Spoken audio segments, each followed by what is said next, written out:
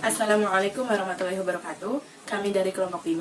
Perkenalkan, saya Eva Fitriani bersama rekan-rekan saya Ika Merdekawati, Nihayatul Habibah, Nur Cahyawati, Aya Maria Kenjana, Syakika Nur Hasanah, Haji. Kami di sini ingin menampilkan video bertemakan sepak takraw. Saya di sini ingin menjelaskan tentang pengertian sepak takraw. Sepak takraw merupakan jenis olahraga campuran yang berasal dari sepak bola dan bola voli, dan bermain di lapangan ganda bulu tangkis, dan pemain tidak boleh mengenai tangan. Menurut beberapa para ahli, menurut Prawisa Putra, sepak takraw merupakan permainan yang dilakukan oleh dua regu yang dimainkan di lapangan dengan dipisahkan oleh jaring atau net yang terbentang membelah menjadi lapangan dua bagian. Menurut PB Persekari, sepak takraw merupakan cabang olahraga yang dimainkan secara beregu yang dimainkan di lapangan persegi panjang dengan permukaan yang rata. Menurut Darwis dan Basa, sepak takraw merupakan perpaduan tiga buah permainan, sepak bola, bola voli, dan bulu tangkis. Dapat disimpulkan bahwa sepak takraw merupakan cabang olahraga yang hampir mirip dengan bulu tangkis, sepak bola, bola voli, yang dimainkan secara beregu di lapangan tertutup. Assalamualaikum warahmatullahi wabarakatuh. Saya Ika Merdekawati akan menjelaskan poin selanjutnya, yaitu tentang sejarah sepak takraw. Olahraga sepak takraw berasal dari zaman Kesultanan Melayu, tepatnya sekitar pada tahun 634 sampai 713 Masehi, yang dimana dalam bahasa Melayu disebut dengan sepak raga. Untuk bola yang digunakan yaitu terbuat dari anyaman rotan dan pemain berdiri membentuk sebuah lingkaran. Pada zaman Kesultanan Melayu, tepatnya pada sekitar abad ke-15, sepak takraw pertama kalinya dimainkan dalam sejarah. Nama sepak takraw sendiri berasal dari bahasa Melayu dan Thailand, yang berartikan sepak, yaitu berasal dari bahasa Melayu yang berarti sebagai menendang, sementara takraw yang berasal dari bahasa Thailand dan berarti bola yang dianyam. Penentuan nama tersebut tentu merupakan hasil dari kesepakatan kedua daerah yang telah menemukan olahraga ini, yakni Malaysia dan Thailand. Dari kedua negara tersebut, permainan olahraga ini sekarang telah menyebar hingga ke penjuru dunia. Di tahun 1970-an, olahraga atau pemain sepak takraw ini mulai memasuki ke Nusantara yang dibawa langsung oleh Malaysia dan Singapura yang pada waktu itu sedang berkelana ke Nusantara ini. Tetapi meski demikian, permainan sepak takraw ini juga sebetulnya telah dikenal oleh bangsa Indonesia sejak zaman dahulu. Hanya saja, sepak takraw di Indonesia pada waktu itu hanya sebatas permainan tradisional saja, dan semenjak kedatangan bangsa Malaysia dan juga Singapura yang membawa masuk permainan ini ke Indonesia, olahraga ini mulai banyak diminati oleh masyarakat Indonesia. Di Sulawesi dan Sumatera lah permainan sepak takraw sangat disambut oleh penduduknya, sehingga sangat berkembang pesat di sana. Induk dari olahraga sepak takraw di Indonesia sendiri terakhir pada tahun 1971, dan organisasi yang menjadi induk dalam olahraga tersebut bernama Perserasi. Barulah pada tahun 1980, kejuaraan nasional sepak takraw untuk pertama kalinya diadakan di Indonesia. Sekian dari saya. Wassalamualaikum warahmatullahi wabarakatuh. Assalamualaikum warahmatullahi wabarakatuh. Saya Nihayatul Habibah dari kelompok 5 dengan tema sepak takraw akan menjelaskan poin yang ketiga, yaitu teknik dasar sepak takraw. Nah, teknik dasar sepak takraw. Nah, menurut Isuk dan kawan-kawan, teknik dasar permainan sepak takraw itu terdiri dari sepak sila, sepak kuda, sepak badak, sepak cungkil, heading, memaha, mendada, menapak, sepak mula, smash, dan blocking.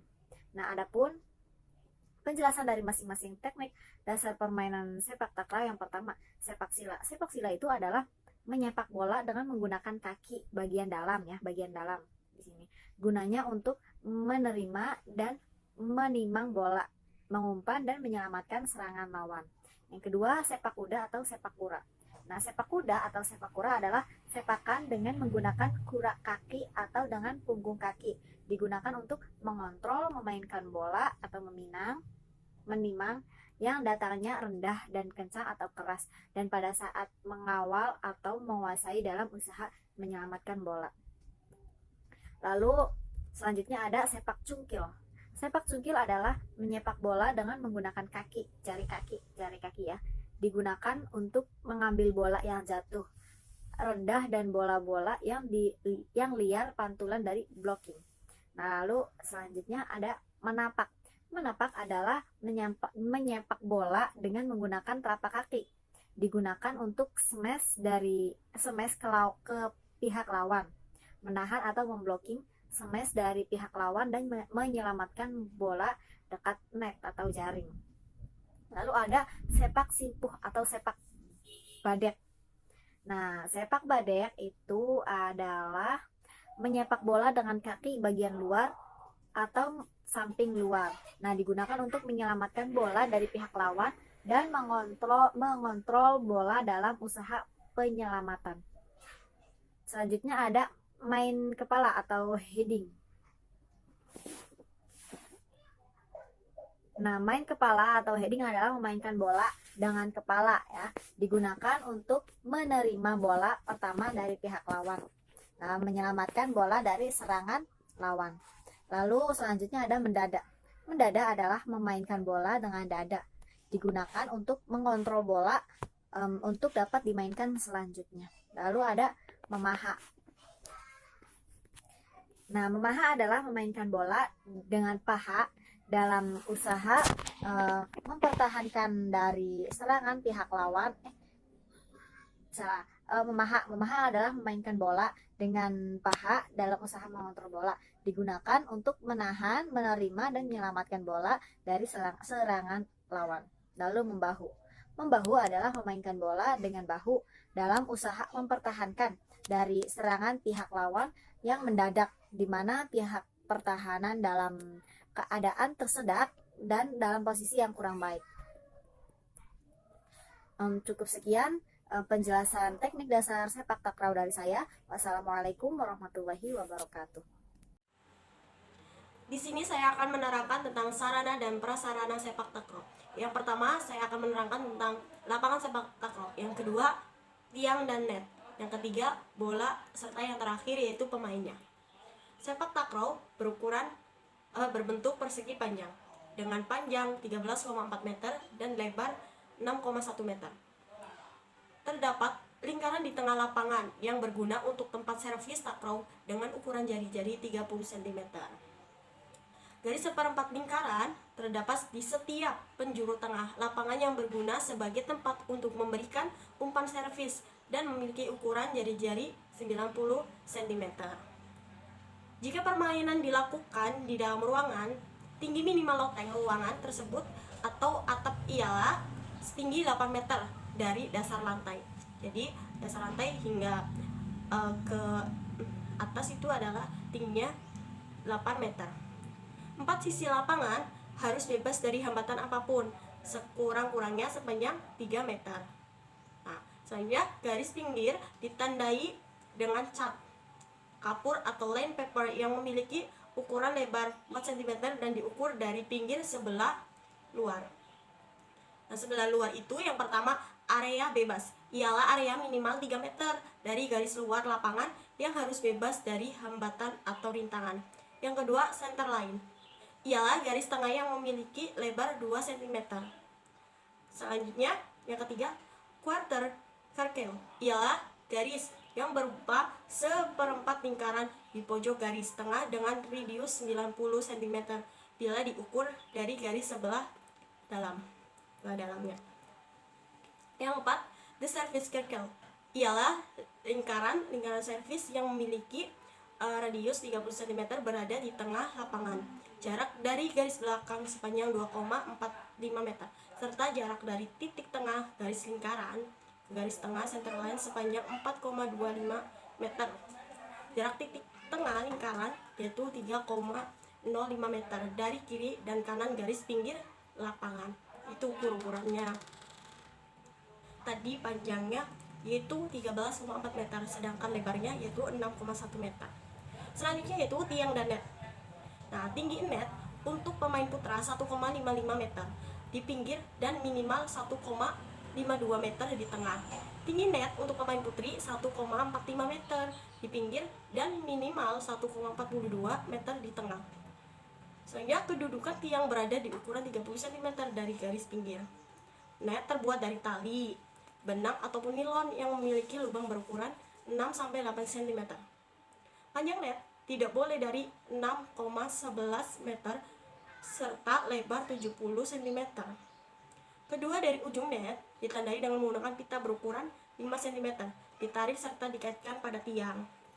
Itu adalah tinggi net perempuan serta tinggi net laki-laki. Yaitu bola.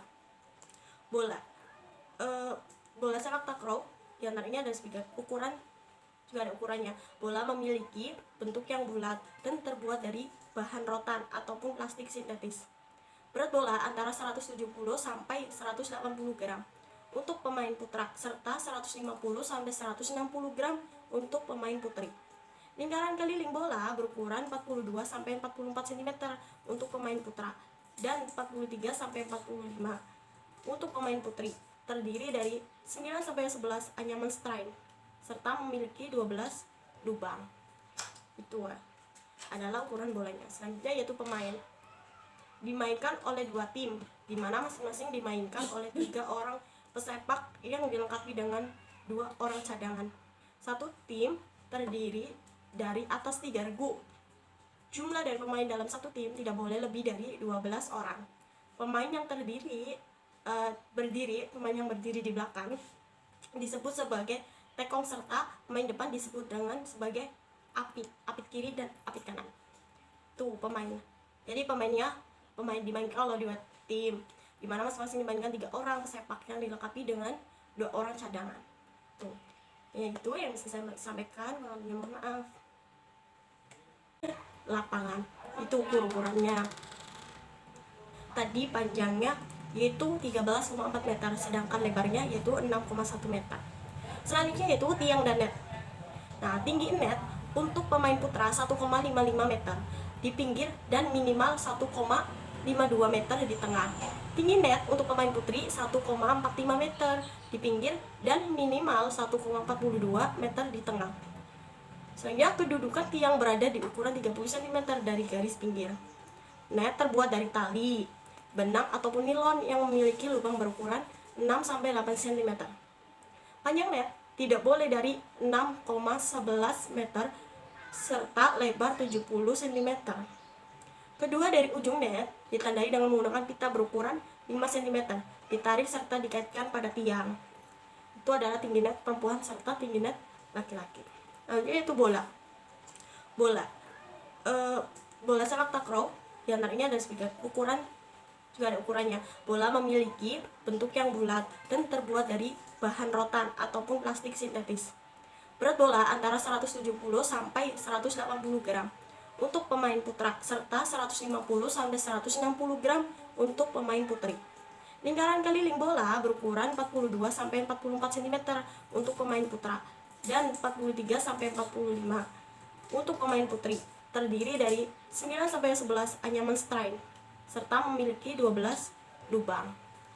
Itu adalah ukuran bolanya. Selanjutnya yaitu pemain. Dimainkan oleh 2 tim, di mana masing-masing dimainkan oleh 3 orang pesepak yang dilengkapi dengan 2 orang cadangan. Satu tim terdiri dari atas 3 regu. Jumlah dari pemain dalam satu tim tidak boleh lebih dari 12 orang. Pemain yang berdiri di belakang disebut sebagai tekong serta pemain depan disebut dengan sebagai apit kiri dan apit kanan. Tuh pemain. Jadi pemain dimainkan oleh 2 tim, di mana masing-masing dimainkan 3 orang pesepak yang dilengkapi dengan 2 orang cadangan. Tuh. Ya itu yang bisa saya sampaikan. Mohon maaf. Baik, selanjutnya di sini saya akan menjelaskan metode permainan sepak takraw. Permainan sepak takraw adalah suatu permainan yang menggunakan bola yang terbuat dari rotan atau takraw dan dimainkan di atas lapangan yang datar yang berukuran panjang 13,40 meter dan lebarnya 6,10 meter. Kemudian di tengah-tengahnya dibatasi oleh jaring atau net yang dibentangkan seperti permainan bulu tangkis. Permainan sepak takraw ini terdiri dari 2 tim yang saling berhadapan satu sama lain. Setiap tim terdiri dari 3 orang pemain. Nah, permainan sepak takraw ini juga menggunakan kaki dan semua anggota badan kecuali tangan. Tujuan dari permainan ini adalah mengembalikan bola sedemikian rupa sehingga bisa jatuh di lapangan lawan ataupun menyebabkan lawan membuat pelanggaran dengan cara bermain salah. Oke, uraian pengertian tersebut, permainan sepak takraw tersebut adalah sepak takraw untuk kompetisi sepak takraw untuk kompetisi ini dipertandingkan dalam 3 nomor, yakni ada tim, regu, dan double event. Pada tahun 2002 dikembangkan nomor sepak takraw baru yang disebut dengan sepak takraw lingkaran. Nah, sepak takraw lingkaran ini merupakan permainan sepak takraw yang dimainkan di lapangan yang berbentuk lingkaran, masing-masing terdiri dari 5 orang pemain. Nah, tim tersebut memainkan bola dengan cara mengoper ke teman mainnya secara berhadapan dengan nomor yang berurutan dengan operan sesuai tingkat kesulitannya. Misalnya, tingkat kesulitan tertinggi nilainya adalah 3 dan tingkat kesulitan rendah nilainya adalah 1. Permainan sepak takraw ini dibatasi oleh waktu permainan selama 10 menit untuk masing-masing babaknya. Nah, tim yang memenangkan perlombaan adalah regu yang paling banyak mengumpulkan nilai selama waktu 10 menit lamanya tersebut. Oke, lalu pada tahun 2006 sepak takraw lingkaran digantikan dengan hoop takraw. Nah, bentuk permainan ini yaitu nomor hampir sama dengan sepak takraw lingkaran. Akan tetapi pemain yang 5 orang tersebut harus memasukkan bola ke atas ring berdiameter 1 meter atau bulatan besi yang dipasang dengan tali setinggi 4,50 meter untuk putri dan untuk putra 4,75 meter di tengah-tengah bulatan pemain. Nah, permainan sepak takraw dalam bentuk permainan ini berusaha memasukkan bola ke ring sebanyak-banyaknya dengan pukulan yang telah ditentukan dalam waktu 30 menit lamanya. Oke, mungkin cukup sekian. Saya mohon maaf kurang lebihnya. Assalamualaikum warahmatullahi wabarakatuh. Saya Syakira Hasana. Saya akan membacakan poin 4, yaitu ofisial atau petugas pertandingan. Suatu pertandingan harus dipimpin atau teknikal sebagai berikut. Poin A, yaitu 2 orang teknikal delegated. Yang kedua, yang B, yaitu 6 orang juri dengan dewan hakim. Yang C, yaitu 1 orang ofisial. Yang D, 2 orang wasit utama dan wasit kedua. Yang E, yaitu 6 orang penjaga garis samping dan belakang.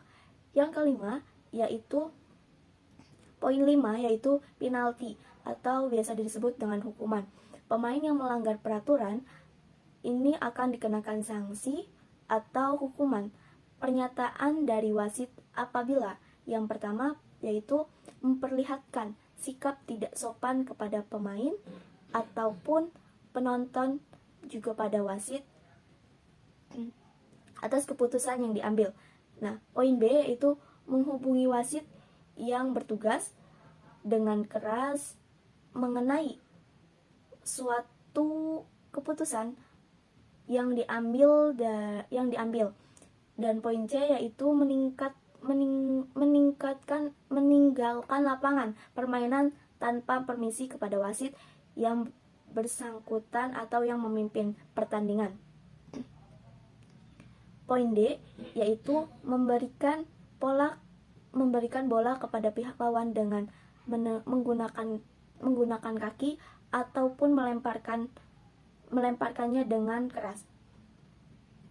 Poin E, yaitu berkelakuan tidak sopan selama permainan apabila hal tersebut dilanggar oleh seorang pemain, maka wasit akan